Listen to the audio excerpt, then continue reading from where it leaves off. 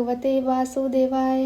प्रिय मित्रों, आप पवित्र पथ पर अब उस बिंदु पर पहुंच चुके हैं जहां गीता का स्वर अचानक बदलने वाला है। अब तक युद्ध भूमि तैयार थी, सेनाएं सजी थीं, शंखनाद गूंज चुके थे, लेकिन अब युद्ध बाहर नहीं, मन के भीतर शुरू होने वाला है।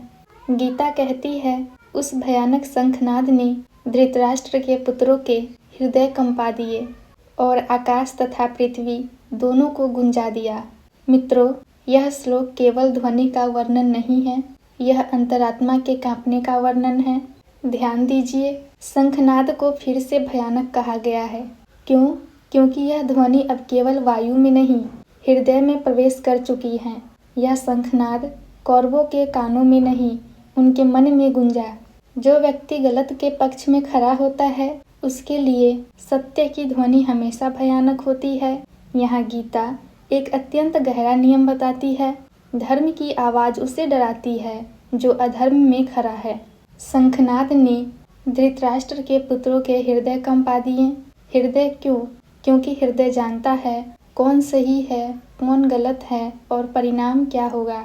मन तर्क करता है, लेकिन हृदय सत्य पहचान लेता है। और जब सत्य सामने खड़ा हो तो गलत पक्ष का हृदय स्वतः कांप उठता है।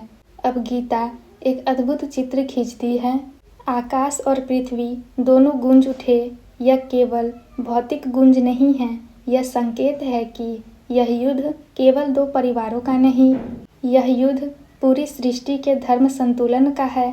आकाश साक्षी है, पृथ्वी धारक है और दोनों इस क्षण के गवाह बन गए हैं। जब धर्म और अधर्म आमने सामने आते हैं तो पूरी प्रकृति उस क्षण को संभाल कर रख लेती है। प्रिय मित्रों, यही कारण है कि हजारों वर्ष बाद भी महाभारत जीवित है, क्योंकि यह केवल इतिहास नहीं, मानव चेतना की स्मृति है। कौरवों के पास सेना अधिक थी, योद्धा अधिक थे, फिर भी हृदय कांप रहे थे। क्यों? क्योंकि वे जानते थे हम सही नहीं हैं। यह भय शत्रु से नहीं था, यह भय स्वयं से था।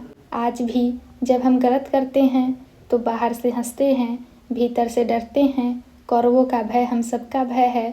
गीता यहाँ हमें चेतना देती है, गलत के साथ खड़े होकर कभी शांति नहीं मिलती।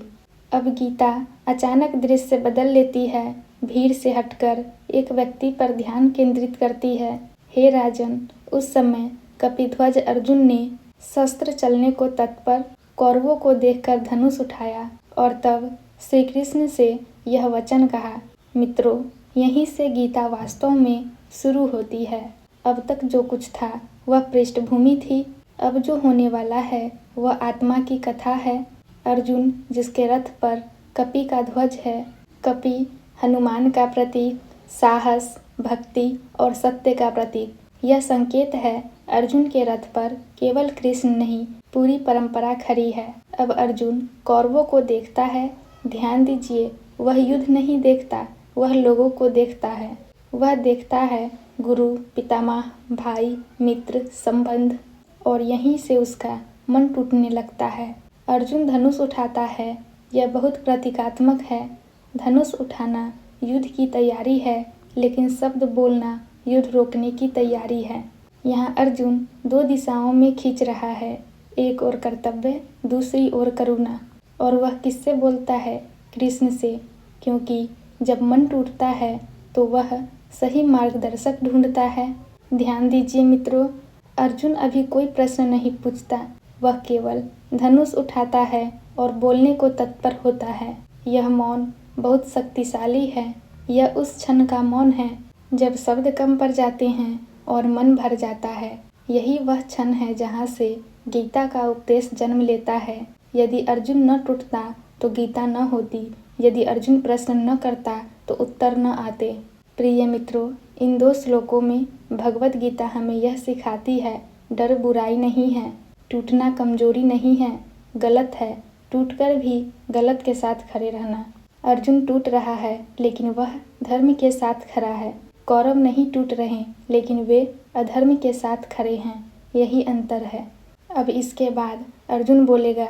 उसके शब्द हर उस मनुष्य की आवाज़ होंगे जो कभी दुविधा में पड़ा, कर्तव्य से घबराया, और सत्य से टकराया। यदि यह भावार्थ आपके भीतर कोई प्रश्न जगा रहा है तो समझिए गीता आपसे बात कर रही है। गीता युद्ध की कथा नहीं, मनुष्य के भीतर जन्म लेने वाले प्रश्नों की कथा है। लाइक, शेयर एंड सब्सक्राइब कीजिए इसलिए कि यह प्रश्न और हृदयों तक पहुँचे। पवित्र पथ के साथ बने रहिए। अगले श्लोक में अर्जुन बोलेगा और वहीं से जीवन का सबसे दिव्य संवाद आरंभ होगा। ओम शांति शांति शांति।